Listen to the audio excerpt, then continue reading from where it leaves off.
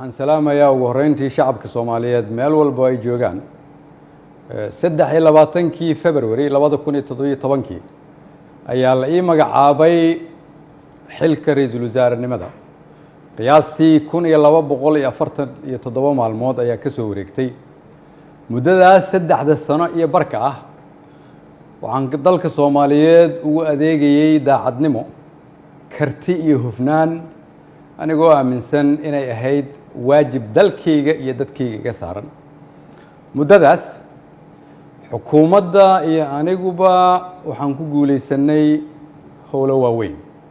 waxaa ka mid ahaa inaan dib u habeyn ballaaran oo dhaxalgal ah ku samayno ciidamada qaranka oo maanta soo gaaray meel ay u diyaarsan yihiin inay la wareegaan amniga guud ee dalka inaan dib u habeyn ballaaran ku samaynay nidaamka maaliyadda dalkeenna oo dunidu noo soo istaagtay soo celinay kalsoonidii uu caalamku nagu qabay kuna qabay hay'adaheena dhaqaale oo inoo saamaxday in laynaga cafiyo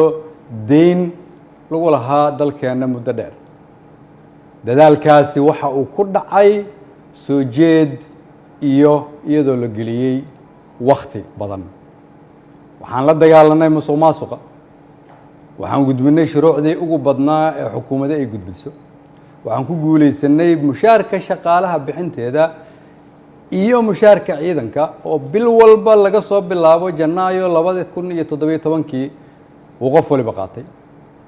waxaan ku guuleysanay dowlad wanaag iyo amaano waxaan ku guuleysanay annagoo dib u soo nooleynay sharaftii ummadda Soomaaliyeed si loo ilaaliyo dhammaan guulahaas ay xukuumadda iyo shacabka Soomaaliyeed gaareen dhammaan shacabka Soomaaliyeed oo qayb ka ahaa rabana in la sii joogteeyo waxaa lagama maarmaan ah ilaalinta nidaamka awood isku wareejinta dalka oo si dimuqraadi ah u dhacda anigoo gudanaya waajibka arrinkaas iga saaran ayaan xukuumadda faray inay ka shaqeyso in dalku aado doorasho lagana fogaado muddo kororsi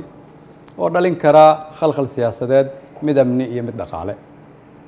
waxaan ka shaqeynay isu keenidda dowlad goboleedyada iyo dowladda federaalka isugu keenay magaalada Dhuusamareeb si go'aan loo dhan yahay looga gaaro doorashada hadda dalka ku soo fool leh waxaan isku raacnay in la isku soo laabto 15 Agoosto si loo dhammaystiro geedi socodka doorashooyinka dalka inkasta oo kulamadii Dhuusamareeb horumar fiican laga sameeyay haddana waxaa muuqata in weli uu socdo fikirkii ku aadanaa muddo kororsiga oo salka ku hayay wixii maanta ka dhacay golaha shacabka fikirkaas oo aan mar hore ka digay oo aan aaminsanahay inuu keeni karo khalkhal siyaasadeed dalkana dib u celin karo ayaan waxaan mar kale xasuusinayaa ummadda Soomaaliyeed in dalka 4 sano mar ay doorasho ka dhacdo iyadoo xukunkii ay qoro isu dhiib inay tahay dhaqan sax ah oo dalkan lagu bartay ayna tahay kulligeen inaan ilaalino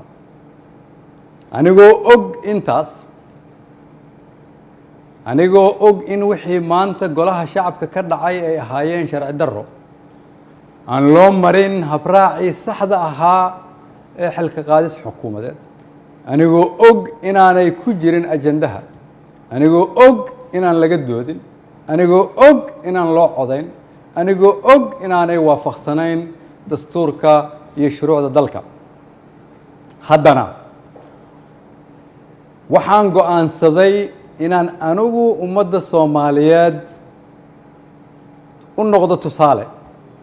oo aan iska casilo xilka aan ummadda Soomaaliyeed u hayay anigoo dhowraya midnimada dalka iyo inaan dib loogu laaban burbur iyo dhibaato si aan ugu tiro shacabka Soomaaliyeed qaybna aanan uga noqon khalkhal iyo dib u dhac siyaasadeed oo dalka ku dhaca mid dhaqaale iyo mid amni mid bulsho ayaan sida ummadda Soomaaliyeed ugu baratay waxaan u noqonayaa tusaale inaanan marna halkan xukun u joogin laakiin aan u joogay inaan shacabka Soomaaliyeed u adeego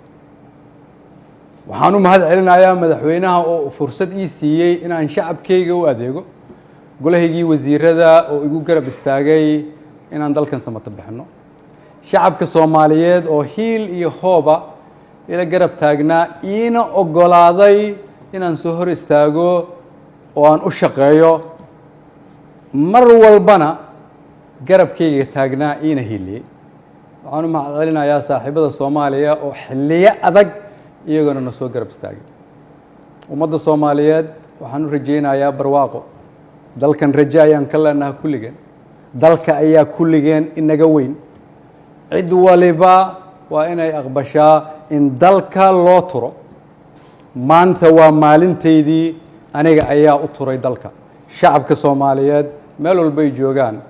waxaan leeyahay waxaan idinkugu adeegay awooddii ugu sarreysay oo aan awoodo haddii ay wax iga khaldameen waxaan idin weydiinayaa inaad cafisaan wasalaamu calaykum waraxmatullahi wabarakatu